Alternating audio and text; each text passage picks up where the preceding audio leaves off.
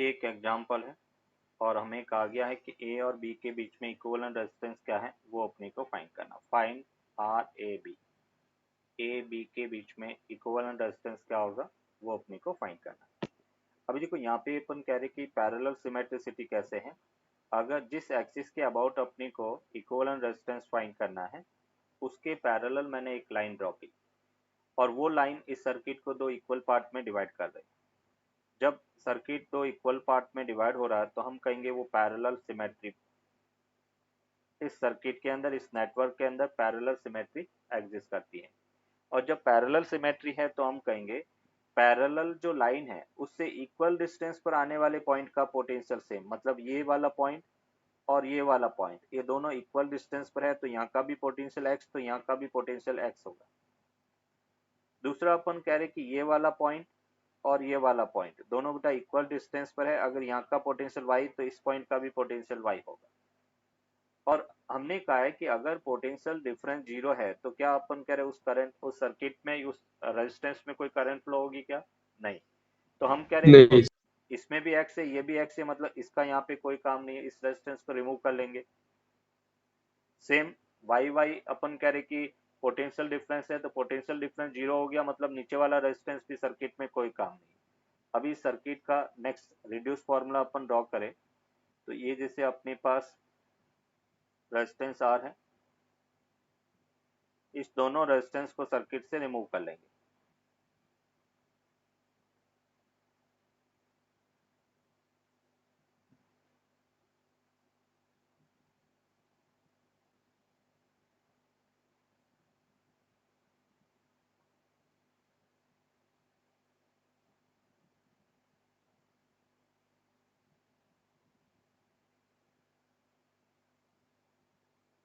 ये वाला point x था, ये एक्स था, ये वाई और ये वाई हो गया।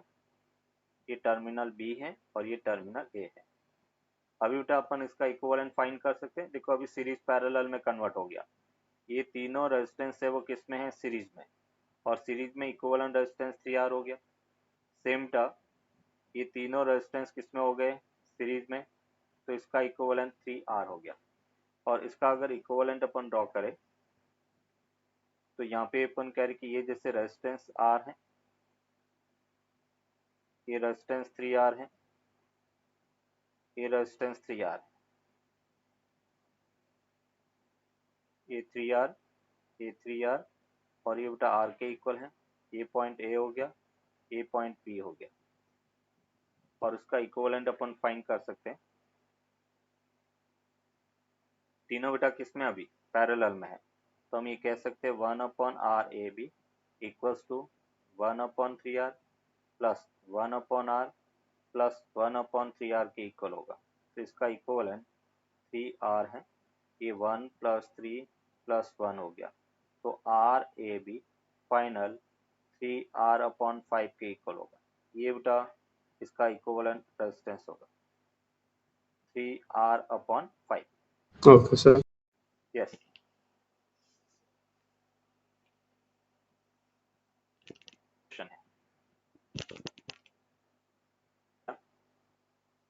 ये बी हो सर गया। 6R/5 नहीं ना? चलो चेक करते रेजिस्टेंस कितना है। ये जैसे आर आर आर, ये रेजिस्टेंस आर आर आर, ये रेजिस्टेंस आर।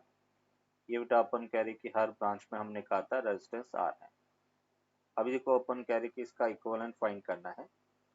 तो ये तीनों रेजिस्टेंस बेटा ये दोनों पैरेलल सीरीज में और ये इसका पैरेलल तो इस तीनों का इक्विवेलेंट क्या होगा? 2R/3 बेटा। R1 R2/R1 plus R2 2R/3 के इक्वल होगा। सेम इन तीनों का इक्विवेलेंट कितना होगा? 2R/3। R और R बेटा 2R सीरीज में हो गया और 2R और R पैरेलल में हो गया तो 2R/3। सेम थिंग इस तीनों का भी 2R/3, इन तीनों का भी इक्विवेलेंट 2R/3 हो गया। अभी अपन कह रहे कि इसका इक्विवेलेंट अगर अपन ड्रॉ करें तो देखो क्या होगा। ये जैसे एक रेजिस्टेंस 2R/3, दूसरा रेजिस्टेंस 2R/3 और तीसरा रेजिस्टेंस बेटा R के इक्वल है 2R/3 2R/3 और ये R हो गया। सिमिलर इधर भी बेटा अपन कह रहे कि 2R/3 फिर 2R/3 फिर अपन कह रहे कि आर हो गया, और ए और बी के बीच में इक्विवेलेंट रेजिस्टेंस फाइंड करना।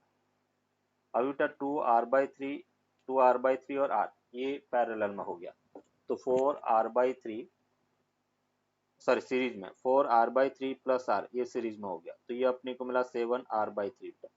सेम थिंग इसका भी इक्विवेलेंट क्या होगा 7R/3, और 7R/3 पैरेलल में है, तो यहाँ पे पैरेलल में R/n हो जाता है, दोनों इक्वल रेजिस्टेंस है, तो 7R/6 के इक्वल होगा। ये इसका इक्विवेलेंट रेजिस्टेंस होगा।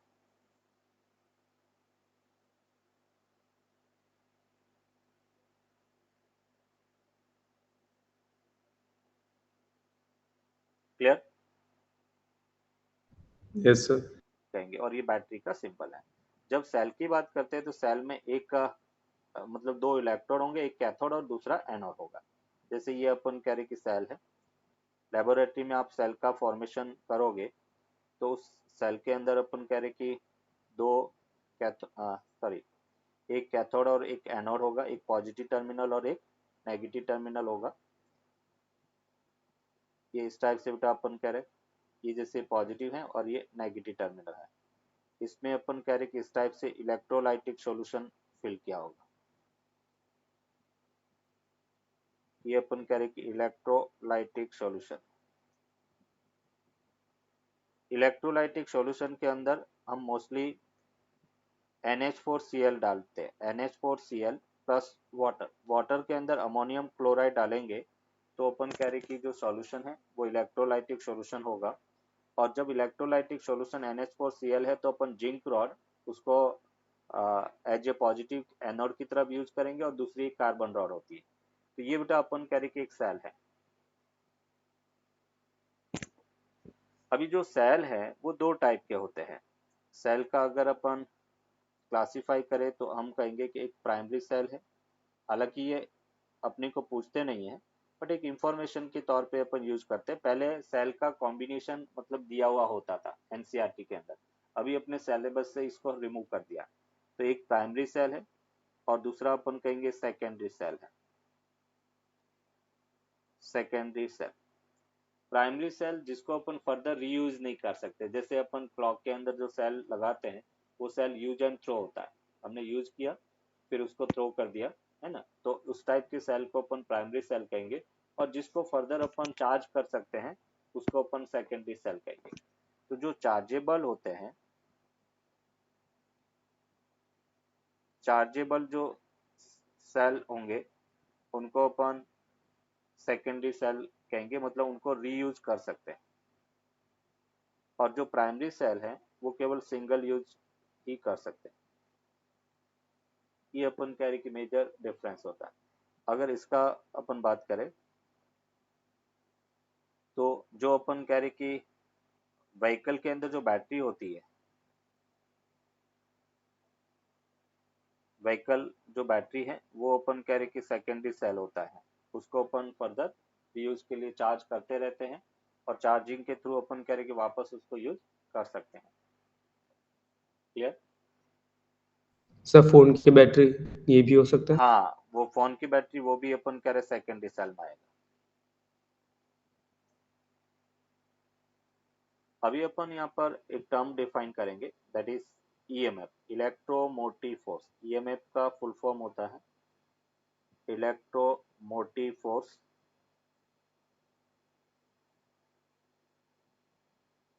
And terminal voltage, electromotive force and terminal voltage.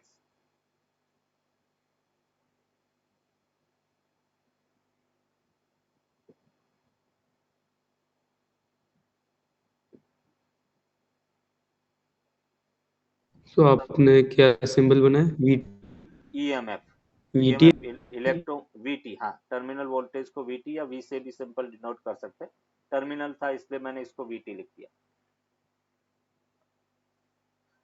अभी अपन कह रहे कि इलेक्ट्रोमोटिव फोर्स है क्या, पहले अपन ईएमएफ को डिफाइन करेंगे फिर टर्मिनल वोल्टेज को। तो ये जैसे ईएमएफ, और ईएमएफ को अपन ई से डिनोट करते हैं। देखो ये जो ईएमएफ है वो कंफ्यूजन क्रिएट करता है स्टूडेंट में, क्योंकि इसमें नाम तो क्या है इलेक्ट्रोमोटिव फोर्स, बट ये फोर्स नहीं है। EMF is the type of A potential difference, इसलिए अपन कहेंगे ईएमएफ की ऐसा यूनिट वोल्ट है। पोटेंशियल को अपन वोल्ट में मेजर करते हैं, तो ईएमएफ को भी अपन वोल्ट में मेजर करेंगे।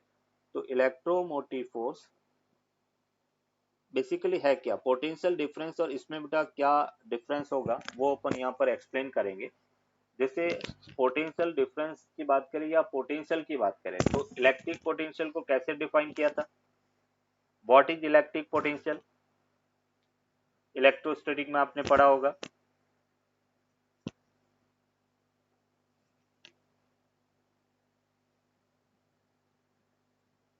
तो हमने इलेक्ट्रिक पोटेंशियल को डिफाइन करते हैं, work done to carrying a unit positive charge from one point to another point, that is called electric potential difference. मतलब जो वर्क डन एक पॉइंट से दूसरे पॉइंट तक यूनिट पॉजिटिव चार्ज को डिस्प्लेस करने में जो वर्क डन होगा, वो work done electric potential difference के इक्वल होता है। अभी ईएमएफ क्या है? जब ये work done non electric force करता है, जैसे अपन कह रहे हैं कि सेल के अंदर आयंस का मूवमेंट होता है, तो आयंस का मूवमेंट किसके कारण होगा? तो हम कहेंगे केमिकल फोर्स के कारण, क्योंकि अमोनियम क्लोराइड है वो H2O के साथ रिएक्ट करके NH4 प्लस और Cl माइनस बनाता है। तो इसको अपन किस टाइप से डिफाइन करेंगे? तो हम ये कह सकते हैं कि जहां कहीं पर भी चार्ज का मोशन हो रहा है due to non electric force, तो उसको अपन ईएमएफ कहेंगे, इलेक्ट्रोमोटिव फोर्स कहेंगे। तो यहाँ पे सिंपल अपन कह सकते हैं EMF is a type of electric potential difference.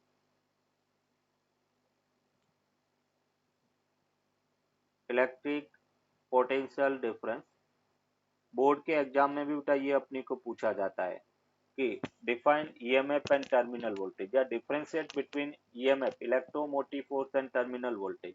तो EMF is a type of electric potential difference. EMF है क्या? तो यहाँ पे अपन कह सकते हैं the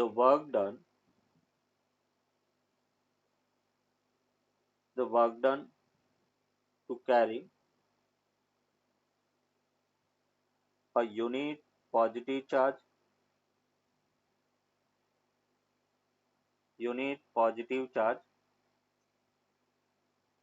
from one point to another point,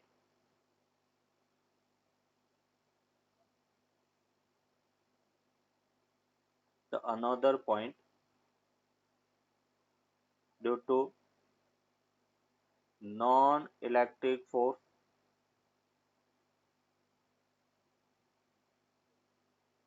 is called EMF, electromotive force.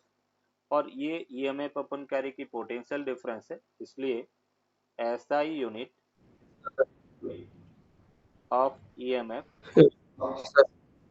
Yes, Sir, can you say the meaning of non-electric force? जैसे अपन कह Like रहे, हाँ, नॉन उसका इलेक्ट्रिक फोर्स जैसे मैकेनिकल फोर्स हो गया। ये सेम क्वांटिटी जब अपन एमईसी पढ़ेंगे, मैग्नेटिक सॉरी ईएमआई पढ़ेंगे, इलेक्ट्रोमैग्नेटिक इंडक्शन। तो इलेक्ट्रोमैग्नेटिक इंडक्शन में भी जब हम कहेंगे मैग्नेट की मोशन के कारण ईएमएफ या वोल्टेज जनरेट होगा, उस वोल्टेज को भी अपन इलेक्ट्रोमोटिव फोर्स कहेंगे, ईएमएफ कहेंगे। यहाँ पे सेल के अंदर हमने कहा कि जो केमिकल एनर्जी है, जैसे हमने कहा H2O के अंदर हमने अमोनियम क्लोराइड मिलाया, और अमोनियम क्लोराइड इलेक्ट्रोलाइटिक सॉल्यूशन है। इस इलेक्ट्रोलाइटिक सॉल्यूशन के अंदर जब अपन कैथोड और एनोड इंसर्ट करेंगे, तब अपन कह रहे कि चार्ज का ऑटोमेटिकली मूवमेंट होगा। जो पॉजिटिव चार्ज है वो कैथोड की तरफ मूव करेगा, जो नेगेटिव चार्ज है वो एनोड की तरफ मूव करेगा, पॉजिटिव टर्मिनल की तरफ मूव करेगा। तो वहां पर अपन कह रहे कि जो आयंस मूव कर रहे हैं उसके लिए कोई इलेक्ट्रिक फोर्स नहीं है, वो केमिकल एनर्जी है, वो उसको मोशन करवा रहा है। तो ये जो फोर्स हो गया वो इलेक्ट्रिक फोर्स ना होके नॉन इलेक्ट्रिक फोर्स हो गया। तो जब भी नॉन इलेक्ट्रिक So, फोर्स है, इसलिए जो भी आयन से करंट फ्लो हो रहा है वो नॉन इलेक्ट्रिक है, और यस, इलेक्ट्रॉन से हो रहा है वो इलेक्ट्रिक है वैसे। हाँ, जब अपन कह रहे कि हम बैटरी के कारण मानते हैं, जैसे कंडक्टर के अंदर जो इलेक्ट्रॉन्स का फ्लो होता है ड्यू टू पोटेंशियल डिफरेंस होता है, वहां पर इलेक्ट्रिक फील्ड होता है। और इलेक्ट्रिक फील्ड के कारण इलेक्ट्रिक फोर्स लगता है, उसके कारण इलेक्ट्रॉन्स मूव कर रहे हैं। तो जब इलेक्ट्रिक फोर्स के कारण मूव करेंगे तो उसको अपन इलेक्ट्रिक पोटेंशियल डिफरेंस कहेंगे। और जब इलेक्ट्रिक फोर्स के अलावा कोई फोर्स लग रहा है, केमिकल फोर्स हो गया, कोई मैकेनिकल वर्क डन हो गया, इस टाइप का जो वर्क डन होता है वो ईएमएफ के फॉर्म में अपन उसको डिफ्रेंशिएट करने के लिए उसका नाम हमने ईएमएफ रखा, इलेक्ट्रोमोटिव फोर्स। नाम तो फोर्स है बट क्वांटिटी ये पोटेंशियल डिफरेंस है। स्टूडेंट यहाँ पे मिस्टेक ये करते हैं कि जब ऐसा यूनिट पूछते हैं तो फोर्स है इसलिए वो न्यूटन लिख लेते हैं, जबकि इसकी यूनिट वोल्ट है। तो ऐसा unit of EMF is volt, V से अपन इसको डिनोट करते हैं। अगर अपन कह रहे कि ईएमएफ ऑफ द सेल पूछा जाए कि कोई भी सेल है और उसका ईएमएफ अगर मेजर करना है तो कैसे मेजर करेंगे, तो इसके अंदर अपन नेक्स्ट देख रहे हैं EMF of the cell. EMF of the cell,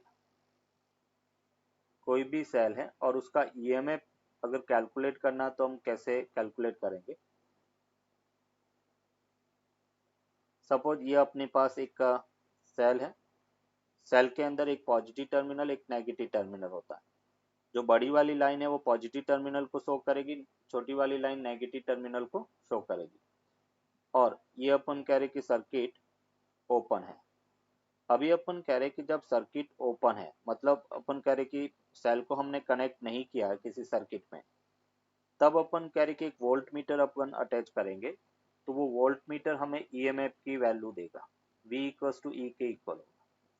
volt meter की रीडिंग ई के इक्वल होगा। तो अभी अपन इसको डिफाइन कैसे करेंगे, तो हम कहेंगे the potential difference, the potential difference across the terminal of the cell, potential difference across the terminal of the cell or battery when the circuit is open, when the circuit is open gives the value of EMF। Simple battery अपन कह रहे कि रखी गई है, battery को circuit में connect नहीं किया गया है, तब अपन कह रहे कि हम वोल्ट मीटर जो रीडिंग देगा वो टर्मिनल वोल्टेज की रीडिंग होगी, सॉरी ईएमएफ की रीडिंग होगी, उसको अपन ईएमएफ कहेंगे। अभी देखो टर्मिनल वोल्टेज क्या होता है, जैसे अपन कह रहे कि एक सर्किट है, ये सर्किट है, ये एक सेल कनेक्टेड है,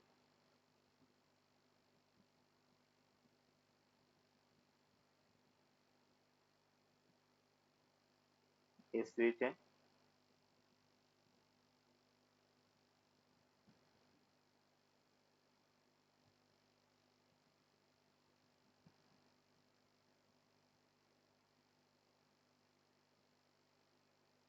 ये रेजिस्टेंस आर है, यहाँ पर एक इंटरनल रेजिस्टेंस स्मॉल आर है। अभी इंटरनल रेजिस्टेंस क्या होता है अभी मैं डिफाइन करूंगा उसको आगे। जब अपन कह रहे कि सर्किट को हमने क्लोज किया और अपन कह रहे कि जब सोर्स कनेक्टेड है सर्किट में और वो करंट डिलीवर कर रहा है, तब अपन कह रहे कि जो potential difference across the terminal of the battery या सेल होगा उसको अपन टर्मिनल वोल्टेज कहेंगे। सपोज अपन कह रहे कि इस ब्रांच में करंट आई फ्लो हो रही है, करंट को हमेशा कैसे दिखाएंगे, बैटरी के पॉजिटिव टर्मिनल से करंट आउट होती है और नेगेटिव से इन होती है। अगर सिंगल रेजिस्टेंस है तो, सिंगल अगर रेजिस्टेंस है तो अपन कहेंगे पॉजिटिव से करंट आउट होगी और नेगेटिव में फर्दर इन होगी। अभी देखो यहाँ पे अपन क्या करें, इसको डिफाइन कैसे करेंगे, तो हम ये कह सकते हैं द पोटेंशियल डिफरेंस, क्लोज्ड है ना, क्लोज हाँ ये सर्किट। क्लोज सर्किट है, ये स्विच को हमने ऑन कर दिया। द तो फिर पोटें ये ईएमएफ क्लोज सर्किट के लिए नहीं होता ना। ईएमएफ नहीं, क्लोज सर्किट में जो वोल्ट मीटर है वो ईएमएफ की वैल्यू नहीं देगा, वो टर्मिनल वोल्टेज की वैल्यू देगा। ओके अभी। जब अपन इसको ऑफ करके मेजर करेंगे तो वो ईएमएफ की वैल्यू देगा। जब सोर्स या सेल कोई भी करंट डिलीवर नहीं कर रहा है तब जो पोटेंशियल डिफरेंस है उसको ईएमएफ था, और अभी अपन कह रहे हैं कि जब वो डिलीवर करेगा तो क्या होगा उसको अपन बात कर रहे हैं। The potential difference across the terminal of the cell or battery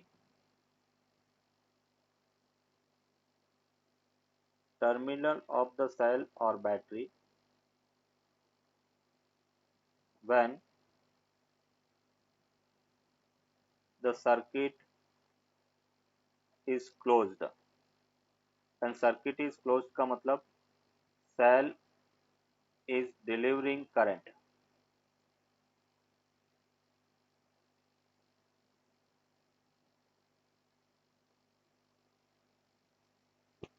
when the circuit is closed gives the terminal voltage।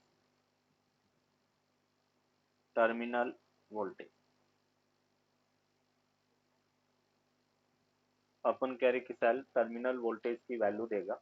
अभी इसमें अपन कह रहे कि टर्मिनल वोल्टेज की वैल्यू कैसे अपने को मिलेगा वो अपन देख रहे हैं। बेसिकली टर्मिनल वोल्टेज है क्या, actual potential drop across the external resistance होगा। सपोज बेटा अपन कह रहे कि इसमें हम केवीएल अप्लाई कर रहे हैं तो V की वैल्यू जो है उसमें दो केस अपन लगाएंगे। केस वन में अपन कहेंगे कि वैन बैटरी इज डिस्चार्जिंग का मतलब बैटरी करंट दे रहा है। Battery is discharging, battery discharge हो रही है, करंट वो प्रोवाइड कर रहा है। तो उस केस में टर्मिनल वोल्टेज V है वो होगा E minus I into R, और उसको अपन I कैपिटल R के इक्वल होगा। ये फॉर्मूला अपने को याद रखना है। E माइनस आई आर, जो स्मॉल r है उसको अपन इंटरनल रेजिस्टेंस कहेंगे, इंटरनल रेजिस्टेंस है। और जो E है वो ईएमएफ है, ईएमएफ ऑफ द सेल है, जिसको ऑलरेडी हमने कैलकुलेट कर रखा है। अभी देखो टर्मिनल वोल्टेज और ईएमएफ में क्या डिफरेंस है। तो terminal voltage actual potential difference है जो सर्किट में कोई सेल देगा, क्योंकि कुछ एनर्जी सेल का इंटरनल रेजिस्टेंस से वहां पे लॉस हो जाएगा। बचा हुआ वोल्टेज है वो सर्किट को देगा, तो बचा हुआ वोल्टेज है उसी को अपन टर्मिनल वोल्टेज कहेंगे।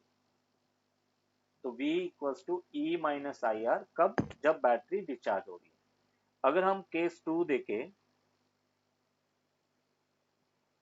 Case two when the battery is charging, when the battery is charging, और बैटरी चार्ज कब होगा, जब करंट बैटरी के अंदर जा रही है।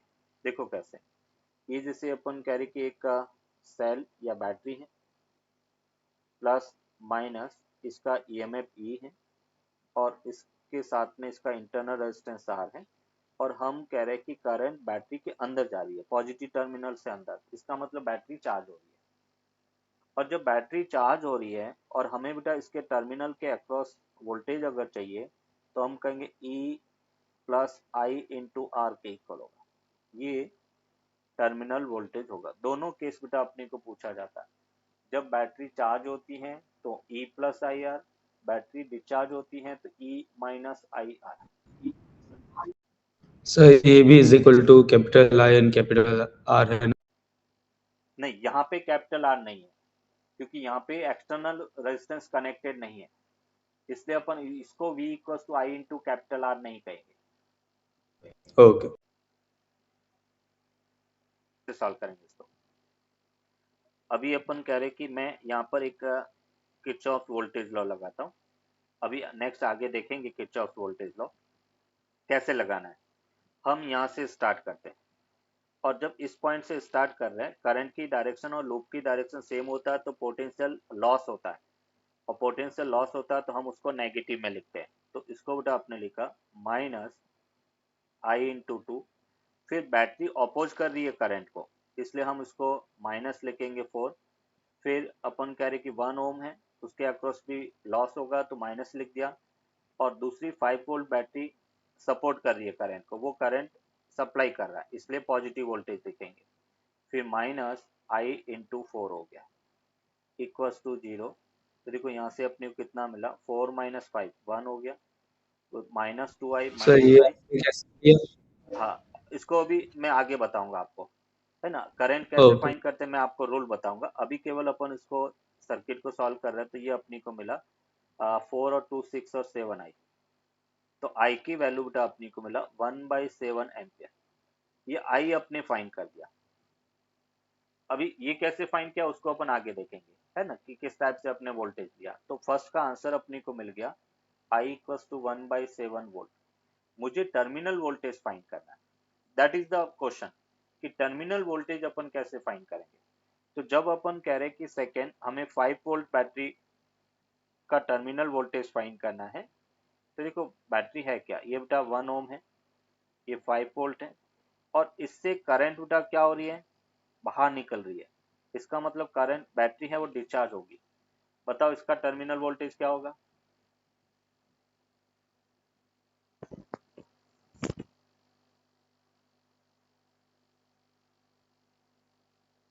4/7। कितना, 4/7। 4/7। चलो चेक करते हैं। V इक्वल्स टू बेटा अपने पास टर्मिनल वोल्टेज जब बैटरी डिस्चार्ज होती है तो E माइनस आई आर होता है। E की वैल्यू बेटा 5 हो गया, वेट सर। I की वैल्यू 1/7 हो गया, तो कितना मिला बेटा। सर हाँ बोलो। लाइक फॉर्मूला में कैपिटल आई और कैपिटल आर है, वो आर इक्विवेलेंट है या फिर ओनली मेन रेजिस्टर है, दैट इज 4 ohms वो? कैपिटल कैपिटल आर जो है वो एक्सटर्नल रेजिस्टेंस है, और 1 ओम और 2 ओम ये इंटरनल रेजिस्टेंस है। और इसके हाँ अंदर जो, इसलिए हाँ, लाइक इसके अंदर जो रखा आपने, देखो अपने जो फॉर्मूले में मैंने वैल्यू रखा था, ये ये इंटरनल रेजिस्टेंस है। Terminal voltage E minus I are है, और जो आई आर है वो इंटरनल रेजिस्टेंस है ओनली।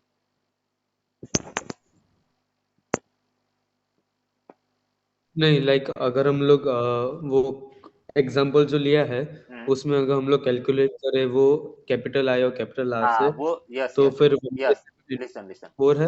नहीं वो अपन, हाँ इसमें कैपिटल आर में 4 है, बट वो अपन तब करेंगे जब केवल एक ही सेल है। यहाँ पे दो सेल है, तो दोनों का इफेक्ट अलग अलग होता है, तो हमें इंडिविजुअली ये फॉर्मूला लगाना है कि जब अपन कह रहे सिंगल सोर्स है तो V equal to E minus I R, battery discharge हो रही है तो ई माइनस आई आर लगाएंगे।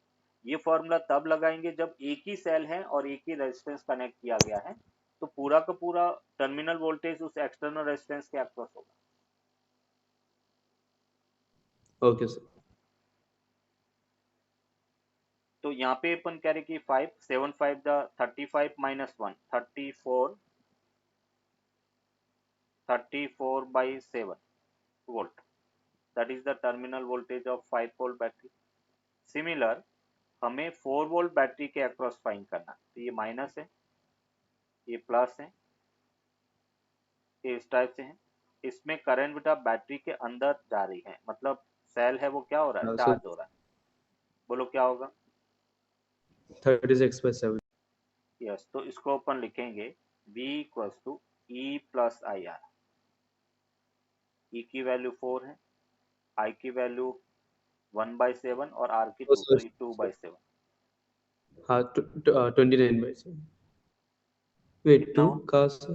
30 होगा ना, 2/7 इसका रेजिस्टेंस आर है, स्मॉल आर 2 ओम के इक्वल है। हाँ 30/7, 30/7 sorry. Yes, that will be 30/7 volt. तो जब बैटरी चार्ज होती है तो पोटेंशियल टर्मिनल वोल्टेज उस ईएमएफ से भी ज्यादा होगा। बैटरी डिस्चार्ज होती है तो टर्मिनल वोल्टेज ईएमएफ से लेस होगा, ये अपने को याद रखना है।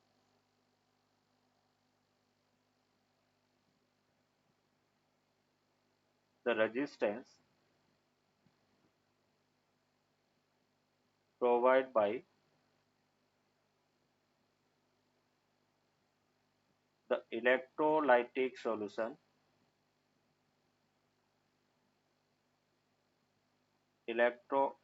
solution in a cell or a battery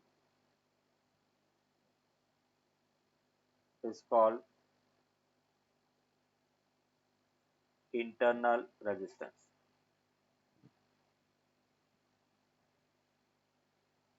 Internal resistance. The resistance provided by the electrolytic solution in a cell or battery is called internal resistance. और इंटरनल रेजिस्टेंस को हम बैटरी के टर्मिनल से अपन शो करते हैं, पॉजिटिव और negative दोनों से अपन कनेक्ट कर सकते हैं, प्लस माइनस, और स्मॉल आर से अपन शो करेंगे। ये बेटा अपन कह रहे कि इंटरनल रेजिस्टेंस है, जो स्मॉल आर है that is the internal resistance. Battery के टर्मिनल के साथ में हम स्मॉल आर से इसको शो करेंगे। सेम अगर हम इसकी यूनिट देखें एसआई यूनिट, तो ये भी एक रेजिस्टेंस है, इसलिए एसआई यूनिट इसकी भी ओम होगी, क्योंकि ये भी एक टाइप ऑफ रेजिस्टेंस है, इसलिए अपन कहेंगे कि इसकी यूनिट है वो आर के इक्वल होगा।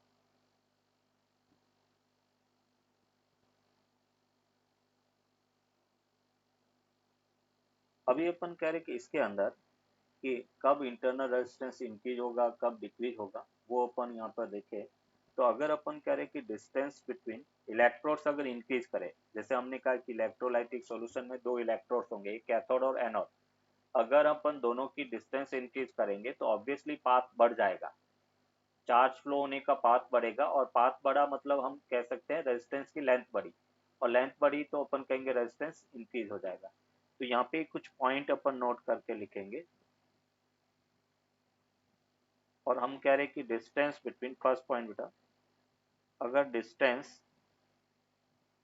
बिटवीन द इलेक्ट्रॉन्स इंक्रीजेस,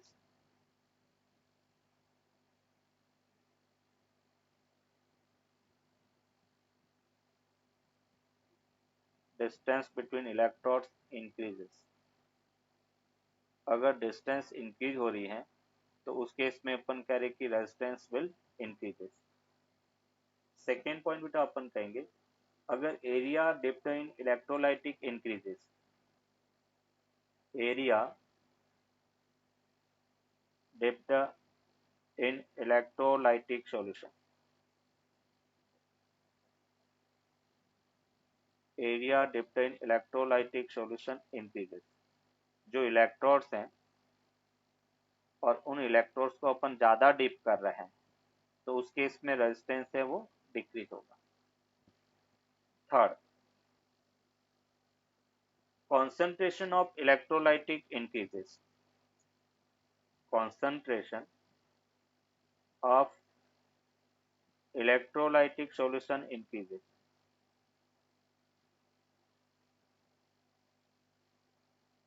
अगर concentration of electrolytic solution increase हो रही है तो बेटा number of free charge carriers ions increase होंगे, और वो इंक्रीज होगा तो कॉलिजन बढ़ जाएगी, मतलब resistance will increases. Fourth point बेटा अपन कह रहे हैं कि अगर टेम्परेचर इंक्रीज होता है, जैसे हमने इन जनरल बेटा क्या कहा था कि टेम्परेचर इंक्रीज होने पर कंडक्टर का रेजिस्टेंस डिक्रीज होता है, सॉरी इंक्रीज होता है, कंडक्टर का रेजिस्टेंस इंक्रीज होता है टेम्परेचर बढ़ने पर, जबकि इलेक्ट्रोलाइटिक सॉल्यूशन है तो टेम्परेचर इंक्रीज होगा तो इंटरनल रेजिस्टेंस है वो डिक्रीज होगा, इंटरनल रेजिस्टेंस विल डिक्रीज। ये बेटा अपन कह रहे कि इस इंटरनल रेजिस्टेंस से रिलेटेड कुछ कौन सी कहते हैं इसको, Kirchhoff's junction law.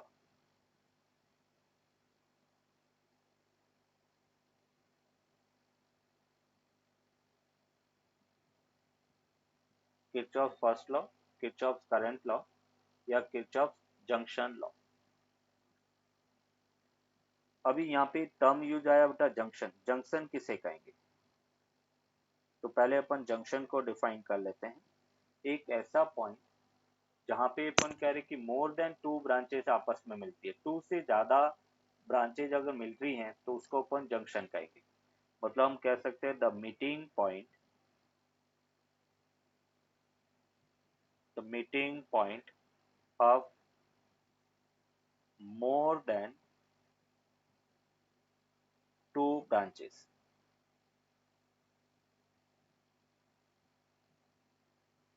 Is called junction, और इस जंक्शन को अपन नोड भी कहते हैं, and also called node. Junction को दूसरा अपन नोड भी कहते हैं, इसलिए अपन इसको नोड लॉ भी कह सकते हैं, किरचॉफ्स नोड लॉ, है ना। कैसे बेटा, ये जैसे अपन कह रहे कि एक पॉइंट है, जैसे एक ब्रांच ये है, दूसरा ब्रांच ये है, तीसरा ब्रांच ये है, दो से ज्यादा ब्रांच होनी चाहिए, तो इस पॉइंट को अपन कहेंगे जंक्शन, ये जंक्शन पॉइंट होगा। अभी अपन कह रहे कि देखो एग्जाम में, आपको बोर्ड के एग्जाम में भी हमें पूछा जाता है कि right the Kirchhoff first law. जब फर्स्ट लॉ पूछा जाएगा तो ही हम किरचॉफ करंट लॉ लिखेंगे। कभी कभार नाम से पूछते हैं और कभी कभार कहा जाता है कि किरचॉफ फर्स्ट लॉ। स्टूडेंट क्या करते हैं, लॉ तो याद रखते हैं, किरचॉफ करंट लॉ कहेंगे तो सही लिखेंगे, बट जब फर्स्ट लॉ और सेकंड लॉ कहते हैं तो वो कंफ्यूज हो जाते हैं, फर्स्ट की जगह सेकंड लिख लेते हैं, सेकंड की जगह फर्स्ट लिख लेते हैं। तो इसके दो लॉ हैं, तो फर्स्ट लॉ है वो किरचॉफ करंट लॉ है। हम यहाँ पर कहेंगे कि Kirchhoff current law is the consequence of charge conservation law, ये चार्ज कंजर्वेशन लॉ पर बेस्ड है।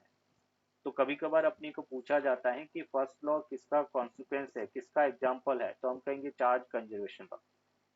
तो Kirchhoff current law, Kirchhoff current law is based on the charge conservation law.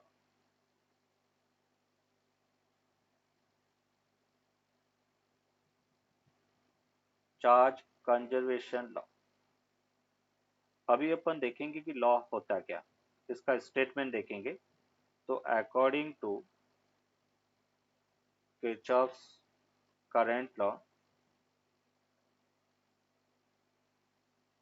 Current law, the algebraic sum of the total current, the algebraic sum of the total current at a junction and at a junction or a node is always zero, is always zero। और दूसरा अपन क्या कह सकते हैं, मतलब कोई भी junction, और we can say at a junction total incoming current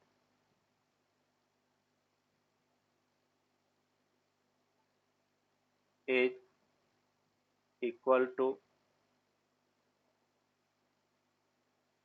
total incoming current is equal to the outgoing current, total incoming current is equal to the total outgoing current। देखो कैसे, इसको एक एग्जांपल से हम एक्सप्लेन करेंगे। For example, ये जैसे अपन कह रहे कि एक वायर है बेटा, ये दूसरा वायर है, इस टाइप से अपन कह रहे कि एक जंक्शन पर इस टाइप से वायर आपस में मीट कर रहे हैं। ये सपोज बेटा करंट जंक्शन पे I1 आ रही है, ये करंट I2 आ रही है, I3 करंट जा रही है, I4 करंट फर्दर आ रही है, और I5 करंट जा रही है।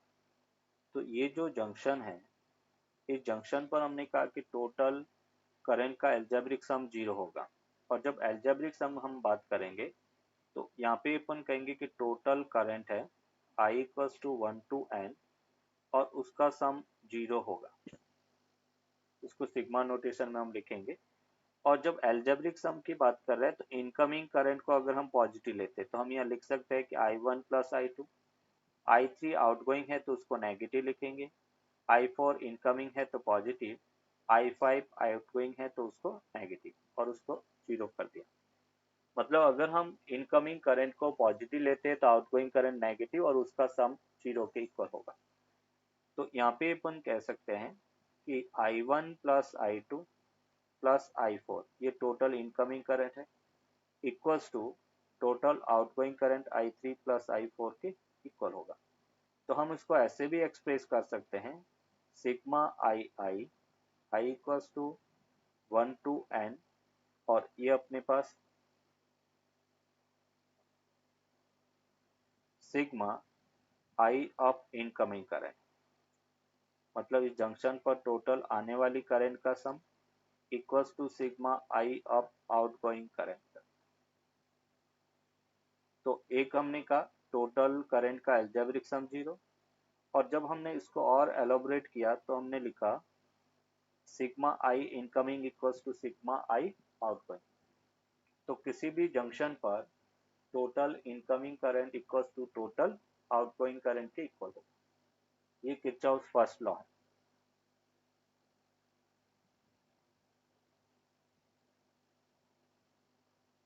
नोट कर दिया? चलो नेक्स्ट अपन देखेंगे Kirchhoff second law. Kirchhoff second law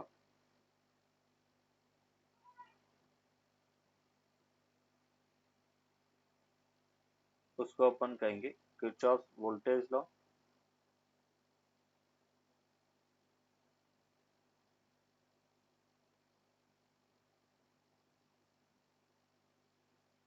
और शॉर्ट में हम इसको लिखते हैं केवीएल, या हम इसको किरचॉफ लूप लॉ भी कहते हैं। लूप के अंदर इसको अप्लाई करते हैं, इसलिए अपन इसको किरचॉफ लूप लॉ भी कहेंगे। तो अगर अपने को किरचॉफ लूप लॉ कहा जाए तब भी यही लिखना है, किरचॉफ सेकंड लॉ कहा जाए तो भी बेटा अपने को यही लिखना है, और किरचॉफ वोल्टेज लॉ कहा जाए तब भी अपने को यही लिखना है। तो ये अपन कह रहे कि किरचॉफ सेकंड लॉ है। जैसे हमने कहा है कि Kirchhoff current law first law that is the consequence of charge conservation law है। तो केवीएल है वो किस पर बेस्ड है, तो हम कहेंगे Kirchhoff voltage law is the consequence of energy conservation law, या हम कह सकते हैं किरचॉफ सेकेंड लॉ या voltage law is based on energy conservation law। Energy conservation law ये बेटा अपने को एग्जाम में भी 1 मार्क्स में पूछा जाता है कि सेकेंड लॉ किस पर बेस्ड है, फर्स्ट लॉ किस पर बेस्ड है। तो अपन कहेंगे फर्स्ट लॉ चार्ज कंजर्वेशन पर बेस्ड है, सेकेंड लॉ बेटा अपन कह रहे कि एनर्जी कंजर्वेशन पर बेस्ड है। क्लियर?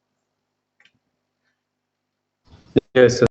चलो अभी अपन कह रहे कि लॉ होता क्या, तो उसको अपन यहाँ पर एक्सप्रेस करेंगे according to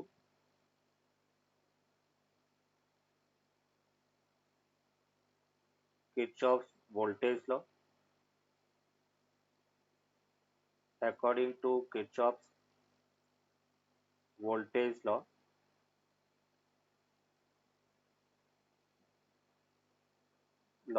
in a loop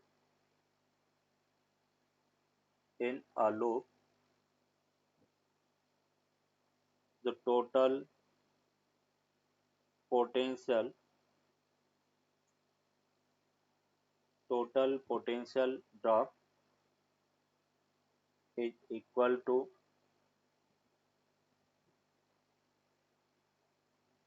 the applied potential, या उसको थोड़ा अपन पहले ये लिख लेते हैं, in a loop the total potential difference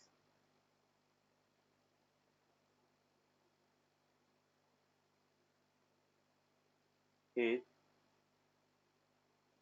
equal to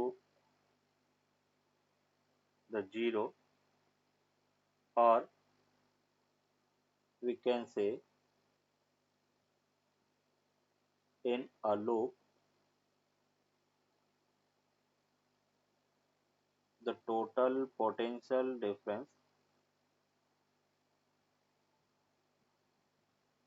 total potential difference or drop, total potential drop is equal to the applied potential, equal to the applied potential. Total potential drop है वो equal to the applied potential है। देखो बेटा कैसे, इसको एक example से अपन explain करेंगे। ये जैसे अपने पास एक सेल है, इसका इंटरनल रेजिस्टेंस है, एक दूसरा सेल है,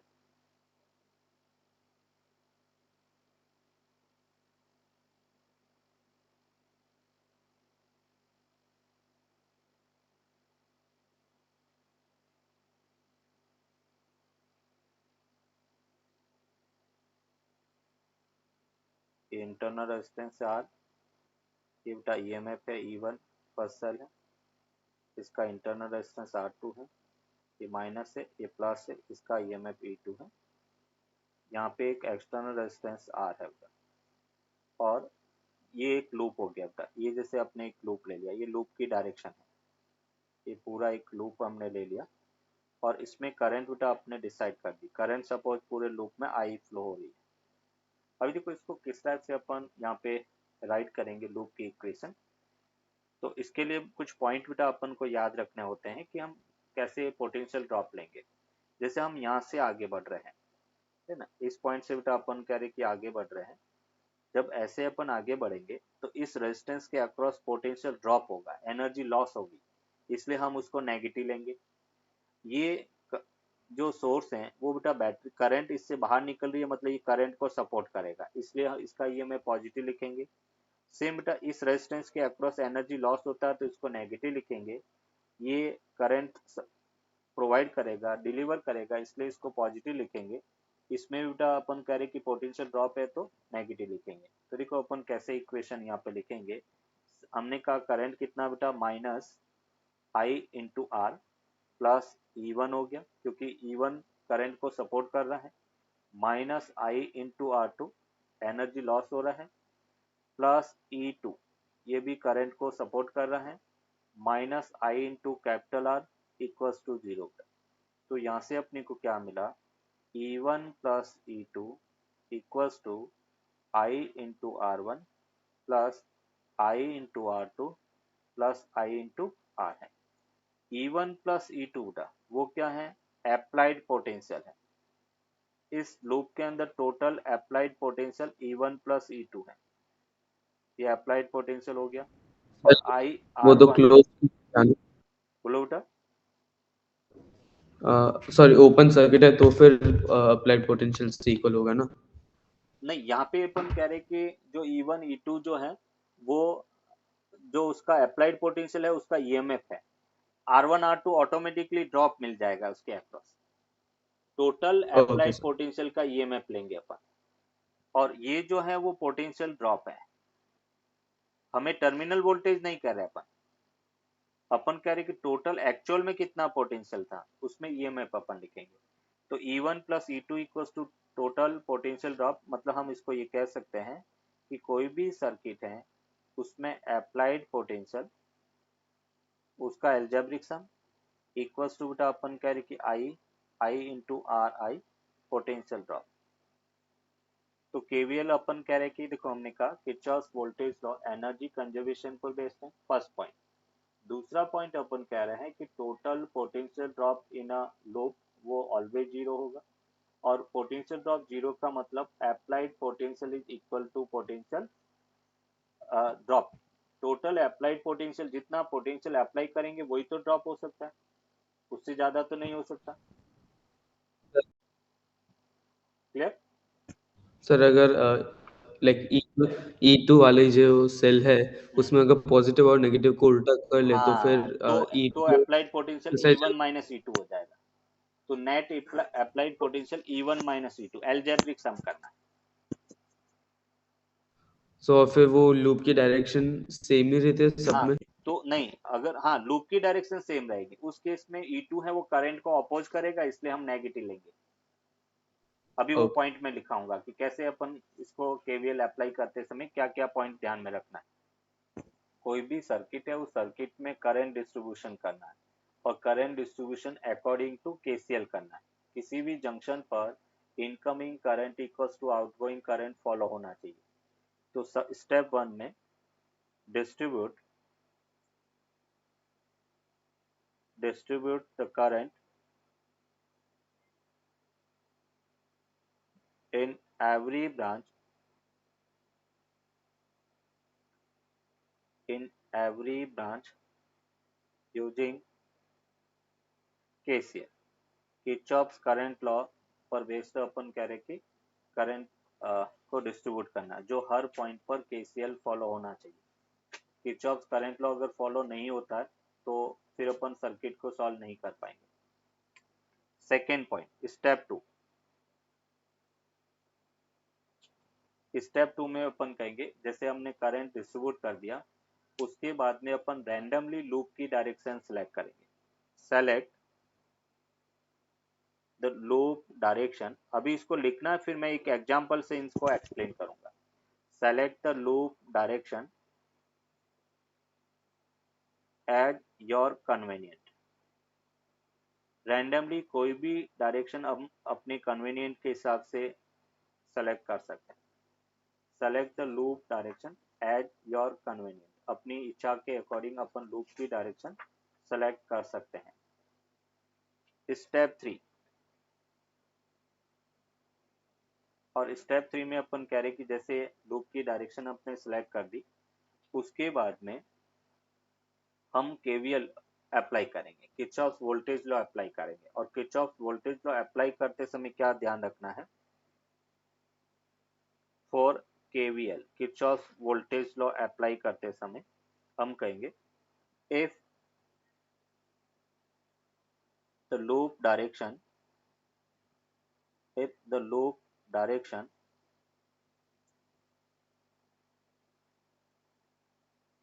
if the loop direction and the current direction is same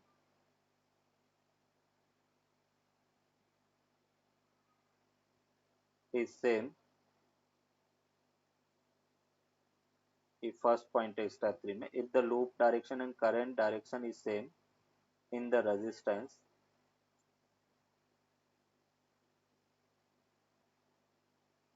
then we take potential drop negative, and if the direction is opposite if the direction is opposite then we take positive. Direction opposite है तो हम positive लेंगे, direction अपन कह रहे कि अगर same है तो हम नेगेटिव लेंगे। Second point, if the loop direction if the loop direction is a loop direction hits the negative terminal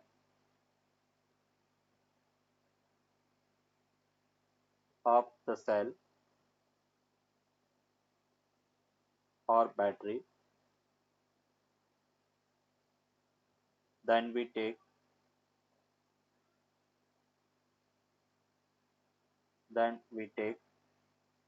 positive EMF,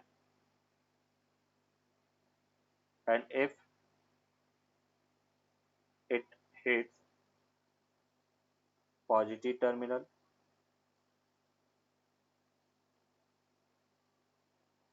then we take negative. ये दो पॉइंट अपने को याद रखना है। जैसे डिस्ट्रीब्यूट और करंट वो तो करना ही पड़ेगा केसीएल फॉलो करता हुआ। सेकेंड लूप की डायरेक्शन रैंडमली अपन सेलेक्ट कर लेते हैं और उसके बाद में अपन कहेंगे कि अगर लूप डायरेक्शन करंट की डायरेक्शन सेम है तो potential drop negative, loop direction current की डायरेक्शन ऑपोजिट है तो potential drop positive. And second point, loop की डायरेक्शन अगर बैटरी या सेल के टर्मिनल नेगेटिव टर्मिनल को हिट करे तो पॉजिटिव लेना, पॉजिटिव को हिट करे तो नेगेटिव लेना। अभी इसको एक एग्जांपल से अपन एक्सप्लेन करेंगे कि ऐसा कैसे अपन अप्लाई करेंगे, कैसे लूप की इक्वेशन लिखेंगे। एक एग्जांपल अपन देखते हैं।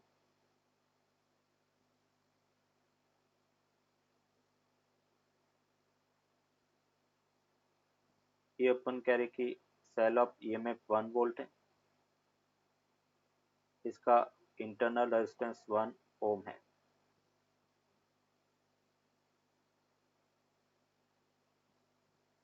एक सेकेंड सेल है, ये माइनस ये प्लस 2 ओम इसका इंटरनल रेजिस्टेंस है और 2 वोल्ट है।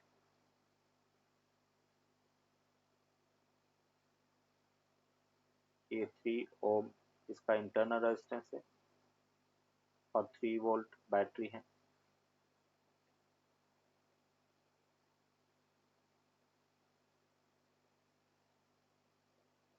ये 4 ओम इंटरनल रेजिस्टेंस है और 4 वोल्ट ईएमएफ है। इसके बीच में एक 2 ओम रेजिस्टेंस से वो कनेक्ट किया गया। ये टर्मिनल ए है, ये पॉइंट ए है, ये बी है, ये सी है, ये डी है। और अपने को पूछा गया ये plus minus plus minus plus minus.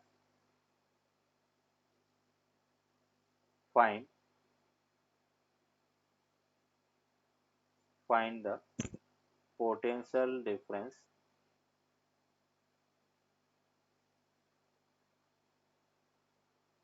between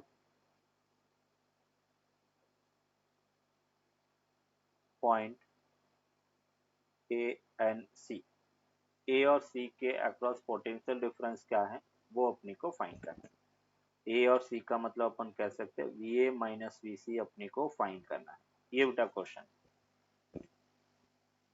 question clear है? Yes sir. चलो अभी देखो अपन स्टेप वन क्या था, distribute the current according to KCL. तो मैं यहाँ पे ये कह रहा हूँ कि इस ब्रांच में से इसमें बेटा करंट सपोज आई है, तो जब करंट आई है तो हर जगह एक ब्रांच में एक ही करंट होती है, तो ये सभी जगह करंट बेटा आई होगी, ये भी करंट आई है। अभी अपन कह रहे कि आई में से सपोज बेटा कुछ करंट इसमें जा रही I1, तो इसमें करंट कितना होगा, तो हम कह रहे कि किसी जंक्शन पर incoming current equal to outgoing current होना चाहिए।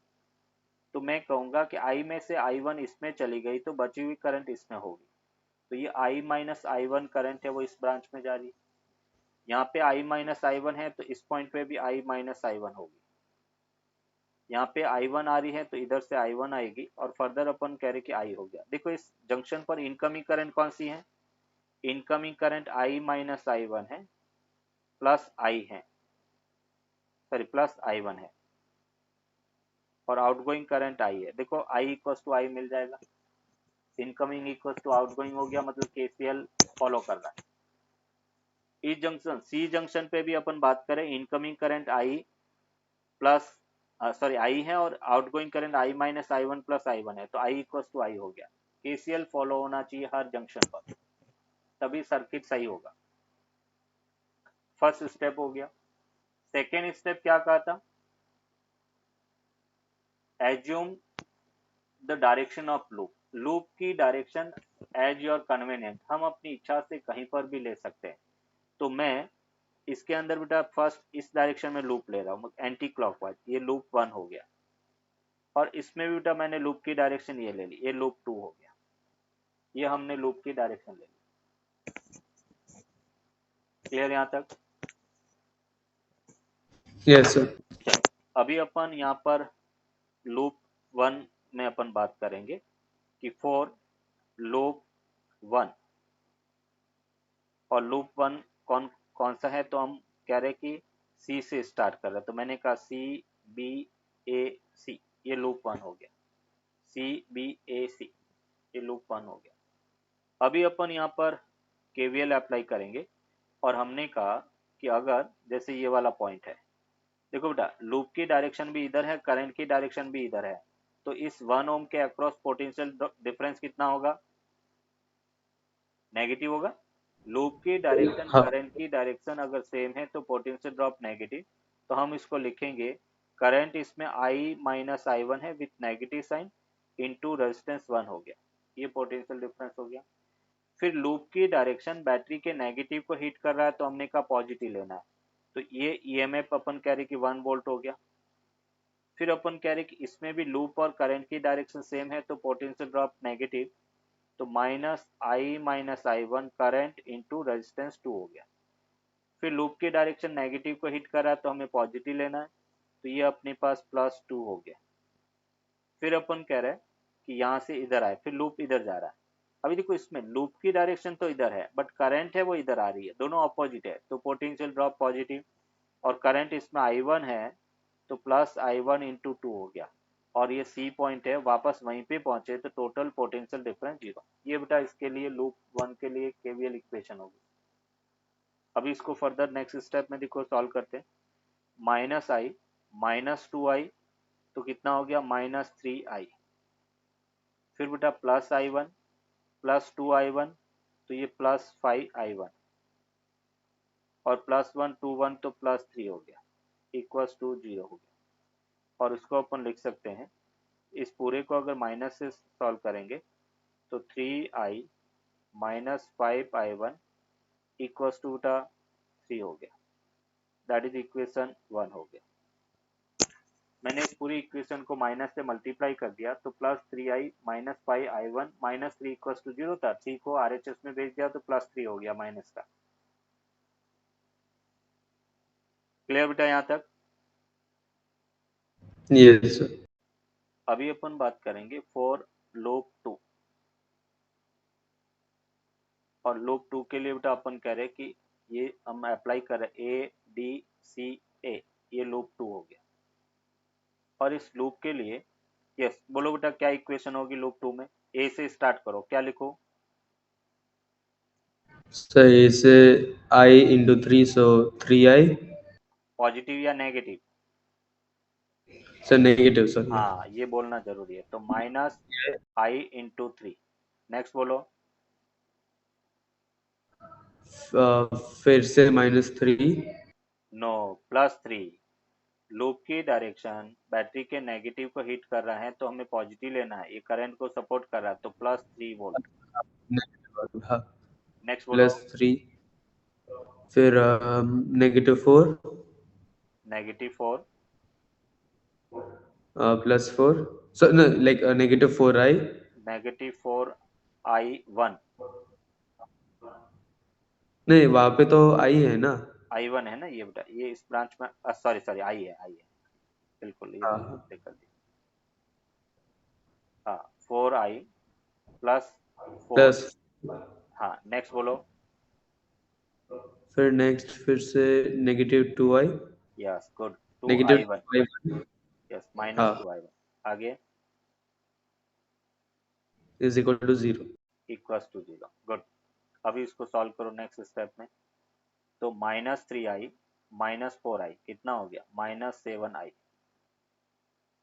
फिर -2i1 और +7 इक्वल्स टू 0। मीन्स इसको अपन लिख सकते हैं -7i -2i1 equals to -7। Minus minus cancel out हो जाएगा, तो 7i +2i1 equals to 7, that is equation 2। बोलो बेटा कोई डाउट? अभी देखो अपने पास अननोन कितने? 2 अननोन है, एक आई और दूसरा i1। हमें रिक्वायरमेंट i1 की है क्योंकि मुझे ए और सी के बीच में पोटेंशियल डिफरेंस चाहिए, तो ए और सी के बीच में करंट कितना फ्लो हो रहा है वो फाइंड करना होता है। तो अभी अपन दो इक्वेशन, दो अननोन है और उसको सॉल्व करना है, तो कैसे करेंगे? इस दो इक्वेशन को सॉल्व करके मुझे i1 की वैल्यू बताओ क्या होगा। ओके चलो अभी अपन कह रहे हैं कि इससे रिलेटेड कुछ और एग्जांपल अपन देखेंगे।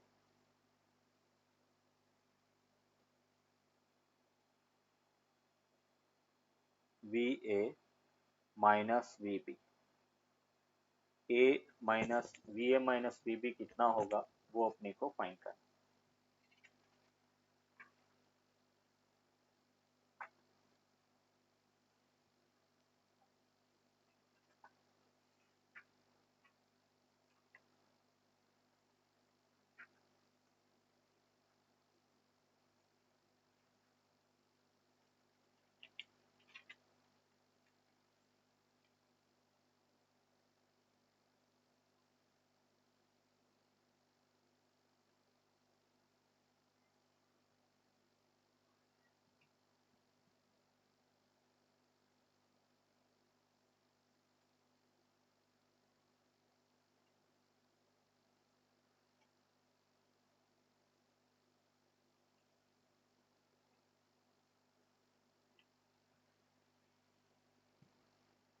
देखो इसमें अपन केवीएल उल्टा, देखो इसको कैसे सॉल्व करेंगे। यहाँ पे केवीएल उल्टा इस डायरेक्शन में अपन लेंगे, ये केवीएल है, ये केवीएल की डायरेक्शन है, पूरा लूप नहीं है। बट अपन स्टार्ट कैसे करेंगे, तो देखो इसमें बेटा अपन कह रहे हैं कि ए पॉइंट का पोटेंशियल अपने वी ए ले लिया, ये जैसे ए का पोटेंशियल वी ए है, बी का पोटेंशियल बेटा वी बी है। अभी देखो हम कह रहे हैं लूप की डायरेक्शन करंट की डायरेक्शन सेम बेटा, तो क्या लिखते थे, नेगेटिव, पोटेंशियल ड्रॉप नेगेटिव हो जाएगा। तो हम कह रहे हैं कि करंट 2 है इंटू रेजिस्टेंस 2, तो 2 माइनस 2। लूप की डायरेक्शन नेगेटिव टर्मिनल को हिट कर रहा है तो हमें पॉजिटिव लेना है, तो +4 हो गया। फिर बेटा लूप की डायरेक्शन करंट की डायरेक्शन सेम, तो उसको अपने 1, करंट 2 है और रेजिस्टेंस 1 हो गया। फिर अपन कह रहे कि बैटरी के पॉजिटिव को हिट कर रहा है तो नेगेटिव, और बचा हुआ पोटेंशियल बेटा वी बी होगा।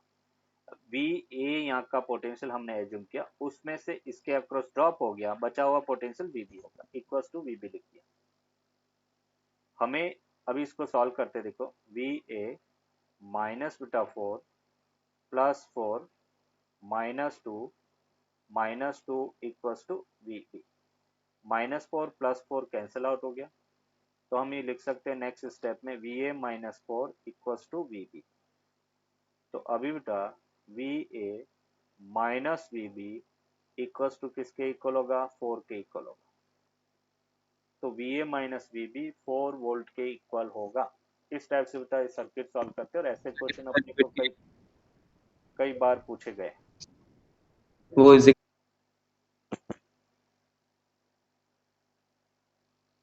है ना। तो V A minus V B 7 volt के इक्वल होगा। Next one more example. अभी इसकी हेल्प से इक्विवेलेंट सर्किट अगर फाइंड करने का कहा जाए तो कैसे करेंगे वो अपन देख लेते हैं। ये जैसे अपन कह रहे कि एक क्यूब है,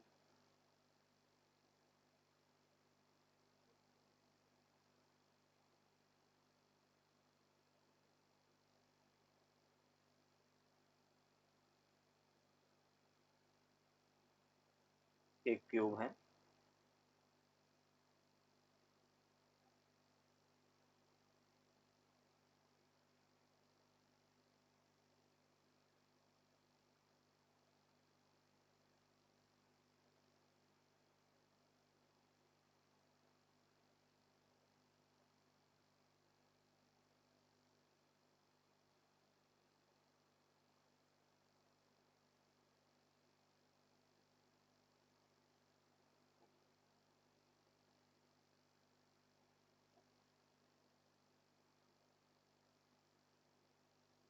ये अपन कह रहे कि एक क्यूब है, और अपने को कहा गया कि ए और बी के अक्रॉस इक्विवेलेंट रेजिस्टेंस फाइंड करना, फाइंड आर ए बी। अब बेटा यहाँ पे सीरीज पैरेलल कॉम्बिनेशन अपन को दिख रहा नहीं है, तो जब सीरीज पैरेलल कॉम्बिनेशन इसमें नहीं दिख रहा है तो हम इसको किरचॉफ केसीएल और केवीएल की हेल्प से सॉल्व करेंगे। जहां कहीं पर भी सीरीज पैरेलल नहीं दिख रहा, देखो सर्किट को सॉल्व करने का तरीका क्या है, इक्विवेलेंट रेजिस्टेंस। सबसे फर्स्ट अपन सीरीज पैरेलल देखेंगे कि अगर सीरीज पैरेलल है तो हम सबसे पहले वो अप्लाई करेंगे। अगर सीरीज पैरेलल अपने को कहीं पर भी नहीं दिख रहा है तो उसके बाद में अपन चेक करेंगे सिमेट्री, कि क्या उसमें सिमेट्री तो नहीं है। सिमेट्री भी नहीं दिख रहा है तो फिर अपन चेक करते हैं wheat stone bridge. Wheat stone bridge इसके आगे अपन देखेंगे। और व्हीटस्टोन ब्रिज अपन कह रहे कि अगर नहीं दिख रहा है तो उसके बाद में अपन लास्ट चेक करते हैं केसीएल एंड केवीएल। ये स्टेप फॉलो करते हैं। सबसे पहले केसीएल केवीएल नहीं लगाएंगे। केसीएल केवीएल की भी कोई भी सर्किट सॉल्व नहीं हो रहा तो सबसे एंड में अपन केसीएल केवीएल से सॉल्व करेंगे। अभी केसीएल केवीएल अप्लाई करने के लिए क्या करेंगे, हम इसमें एक बैटरी या एक सेल कनेक्ट कर लेते हैं। ये जैसे अपने एक सेल कनेक्ट कर लिया वी पोटेंशियल का, ये बेटा वी पोटेंशियल का सेल कनेक्ट कर लिया। ये एग्जांपल एनसीईआरटी में बेटा गिवन है ना। तो इसको सॉल्व कैसे करेंगे, जब अपन कह रहे सेल कनेक्ट कर दिया और मैं कह रहा हूँ कि इस सेल से हमने एक एज्यूम कर लिया कि 3i करंट जा रही है। 3i इसलिए कह रहा हूँ क्योंकि ये सर्किट सिमेट्रिसिटी में है। आई करंट बेटा इसमें जाएगी, आई मतलब वो करंट 3 इक्वल पार्ट में डिवाइड हो रही है, इसलिए मैंने यहाँ पे 3i ले लिया। आप चाहो तो इसको आई भी ले सकते हो। आई लेंगे तो करंट 3 पार्ट में डिवाइड करेंगे तो i/3 i/3 i/3 रखेंगे। तो फ्रैक्शन से बचने के लिए मैंने यहाँ पे 3i ले लिया, कैलकुलेशन इजी हो। तो ये अपने 3i ले लिया और हम कह रहे देखो ये रेजिस्टेंस आर है, ये रेजिस्टेंस आर है, ये रेजिस्टेंस, हर ब्रांच में अपन कह रहे कि रेजिस्टेंस आर के इक्वल है। तो जो करंट किसी जंक्शन पर हम कह रहे केसीएल फॉलो करना चाहिए। केसीएल कैसे फॉलो करेंगे, ये करंट आई आ रही है तो आधी करंट इसमें जाएगी, मतलब I/2 करंट इसमें, आधी करंट इस ब्रांच में जाएगी तो I/2 हो गया। फिर ये आई करंट अपन कह रहे कि इसमें जा रही है, इसमें से दो इक्वल पार्ट में करंट डिवाइड होगी बेटा। दो इक्वल पार्ट क्यों, क्योंकि देखो 1 और 2 के बाद में यहाँ पे आ रहा, 1 और 2 के बाद में यहाँ पर, दोनों में इक्वल रेजिस्टेंस है और सिमेट्री है, तो करंट भी हाफ हाफ हो जाएगा। हर केस में हाफ नहीं होगा, इस केस में केवल हाफ हो रहा है क्योंकि यहाँ पे सिमेट्री है। फिर अपन कह रहे कि इसमें जो करंट है,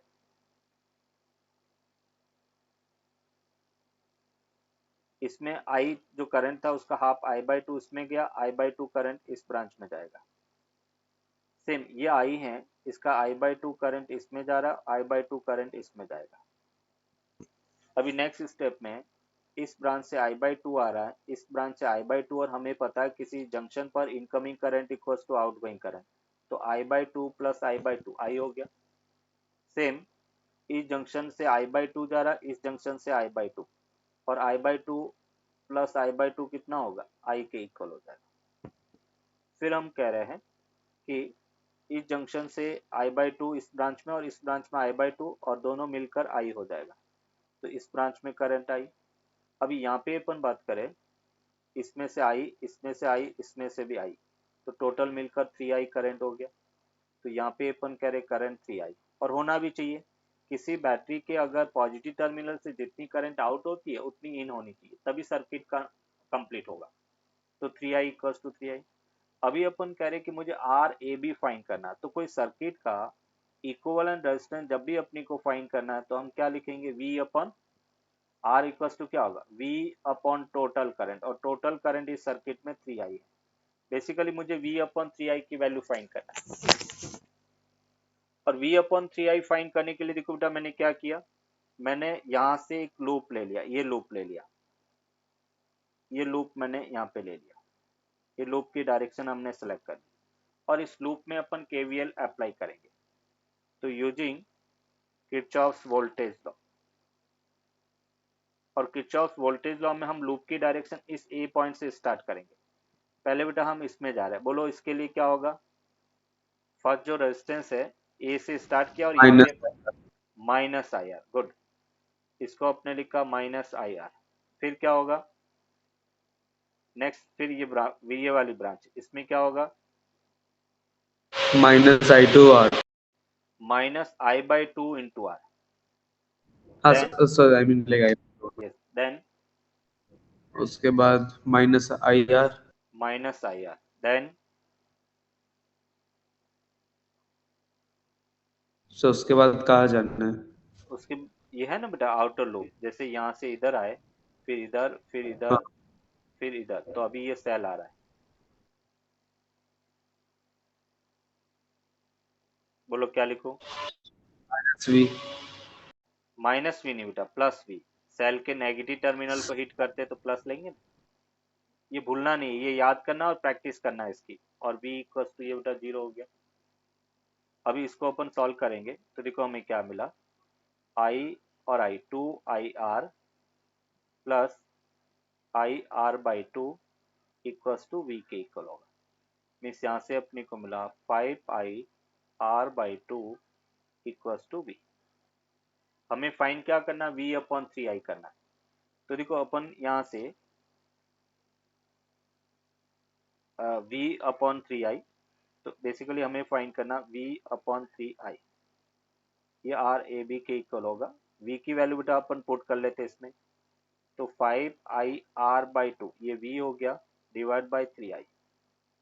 आई से आई कैंसिल आउट, तो final answer that will be 5r/6 ओम। ये बेटा ए बी के अक्रॉस इक्विवेलेंट रेजिस्टेंस होगा। एज ए स्टैंडर्ड रिजल्ट भी हम इसको याद रखेंगे।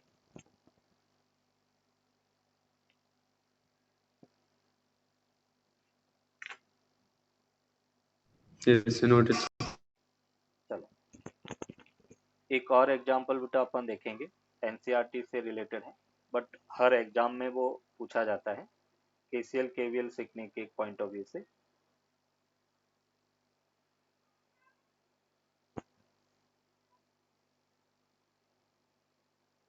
ये अपन कह रहे कि क्वेश्चन 10 वोल्ट है। ये अपने पास नेटवर्क में जो करंट दिया हुआ है, शोन इन द नेटवर्क, मतलब जो ब्रांच दी हुई है नेटवर्क में, उसमें हर ब्रांच में अपने को करंट फाइंड करना है। तो बेसिकली अपन कह रहे कि यहाँ पे अननोन कितना, 3 अननोन है। एक अननोन I1 अपन फाइंड करेंगे, दूसरा I2 फाइंड करेंगे, और तीसरा I3 फाइंड करेंगे। I1 I2 I3 अगर मिल जाएगा तो हम हर ब्रांच में करंट इजीली फाइंड कर सकते हैं। तो देखो स्टेप 1 अपन कह रहे ऑलरेडी दिया हुआ है। अभी अपने को क्या अप्लाई करना होता है, स्टेप 2। स्टेप 2 पे अपन रैंडमली केवीएल मतलब लूप की डायरेक्शन सेलेक्ट करेंगे। मैंने एक लूप ये ले लिया, ये लूप 1 जिसकी डायरेक्शन मैंने पहले ही ले लिया। ये लूप 2 हो गया, इसकी डायरेक्शन मैं ऐसे ले लेता हूँ। आप चाहो तो सेम डायरेक्शन भी ले सकते, आंसर में कोई चेंज नहीं आएगा। और इस लूप की डायरेक्शन मैंने ऐसे ले लिया, ये लूप 3 हो गया। अभी लूप 1 के लिए अपन इक्वेशन लिखेंगे, फॉर लूप 1। बोलो बेटा लूप 1 के लिए क्या इक्वेशन होगी, तो हम लूप 1 इसको बेटा मैंने लिया बी सी ए बी। ये लूप 1 है, मतलब बी से स्टार्ट करेंगे और बी पर एंड करेंगे। बोलो क्या लिखूं इसमें, So माइनस I2, मतलब कि माइनस फिर आई ब्रैकेट में या I2 प्लस I3 फिर bracket close two, 2, good. Then then minus of I1, into 1, then into 1, I1 into हाँ 1 है इंटू बेटा, 1, ये 1। फिर क्या लिखेंगे, प्लस फिर 10, प्लस 10, फिर -4 फिर into I2 I2 equals to 0। Minus I2, इसको सॉल्व करेंगे तो I2 2I2 और 4I2, तो -6I2 हो गया। फिर -2I3 हो गया, -I1 हो गया, और प्लस 10 है इक्वल्स टू 0। तो हम इसको लिख सकते हैं 6I2 plus 2I3 plus I1 equals to 10। पूरे को माइनस से मल्टीप्लाई कर दिया, ये इक्वेशन 1 हो गया। अभी लूप 2 के लिए इक्वेशन बोलो, फॉर लूप 2। सर कहाँ से स्टार्ट करना है, ए हाँ, से? लूप 2 को अपन यहाँ पे लेंगे, ए डी सी ए, ये लूप 2 है। ए से स्टार्ट करो, माइनस फिर ब्रैकेट में I1 minus I2 into 4, into 4, good. Then then minus of in bracket, नहीं नहीं sorry, positive, yes, plus positive I2 plus I3 minus I1 into 2, into 2। Then then minus of I1 into 1, then then plus 10, equals to 0। तो इसको solve करेंगे, -4I1 -2I1 और -1, तो -7I1।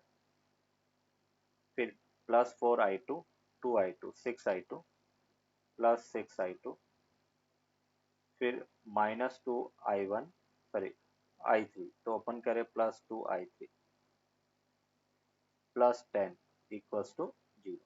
तो इसको अपन लिख सकते हैं, माइनस से पूरे को मल्टीप्लाई करो तो 7I1 -6I2 -2I3 equals to 10 के इक्वल होगा। That is equation 2। अभी हम बात करेंगे फॉर लूप 3, और लूप 3 को अपन कह रहे हैं बी सी डी बी। बोलो इक्वेशन, बोलो क्या लिखेंगे?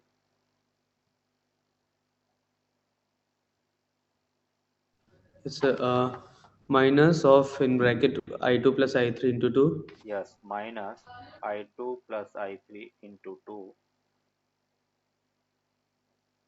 उसके बाद minus of I2 plus I3 minus weight क्या है I2 plus I3 minus I1 yes, into 2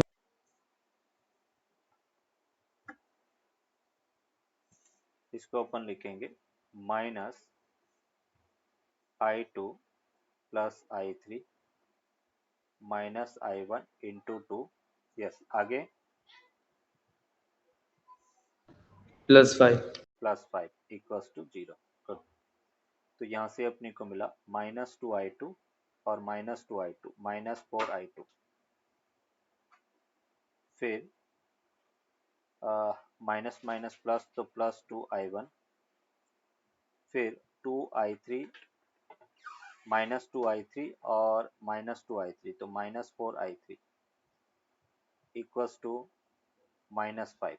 इसको माइनस से मल्टीप्लाई कर लेते हैं, 4I2 -2I1 +4I3 equals to 5 के इक्वल हो। दैट इज इक्वेशन 3 हो गया। अभी इक्वेशन 1, 2 एंड 3 तीन इक्वेशन है, और इस तीनों को सॉल्व करेंगे तो अपने को I1 I2 I3 मिल जाएगा। क्लियर बेटा?